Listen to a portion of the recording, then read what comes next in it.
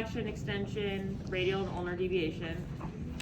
In the book, we showed you that your patient is way far down and the elbow, or excuse me, the shoulder's abducted to 90 degrees with the hand fully supported on the table.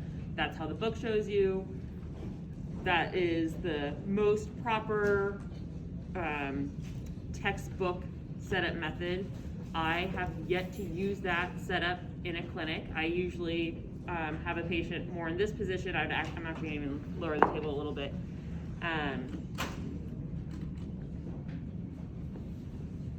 So that their arm is slightly flexed. No, you scoot forward.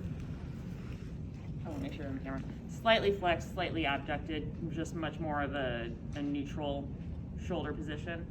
But I'll go over, I'm not going to measure it, but real quick, if you can scoot forward so your hands off the edge of the table.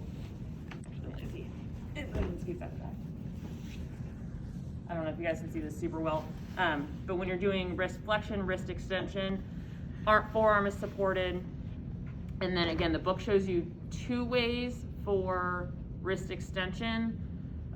Wrist prone, where you push into flexion, and also there's the wrist supination, where you push. Was that flexion or extension? Was it flexion? I think it was extension. And then the supinated way, I don't love the supinated way. I feel like you're winding up some muscles and could be limiting some of the motion. So I prefer the wrist prone. Again, your book shows you both ways. So if you do both ways, it's in your textbook. We will not mark you off points for that. But wrist or forearm fully supported, hand and wrist off the table. You're going to stabilize it distal, radial, ulnar, just proximal to the distal radial ulnar joint, pushing into wrist flexion.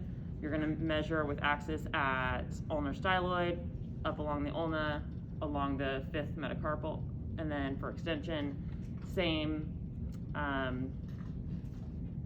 stationary arm, axis, and moving arm. I'm not blocking her hands because then you're going to start getting some more muscle ligament resistance. So I'm just pressing more in the metacarpals, again, stabilizing that distal forearm, just proximal to the distal radial ulnar joint. That's flexion extension. And then you're going to bring their hand back, fully supported on the table for radial and ulnar deviation. Your axis is lunate, so remember it's that divot.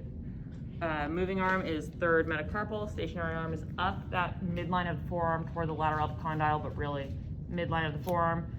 Stabilizing, same. You're going to move them into ulnar deviation, making sure she's not coming into supination or anything weird with the shoulder.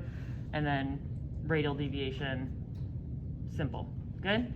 Those are the ones we went over real quick last time, so just a quick review of those for setup.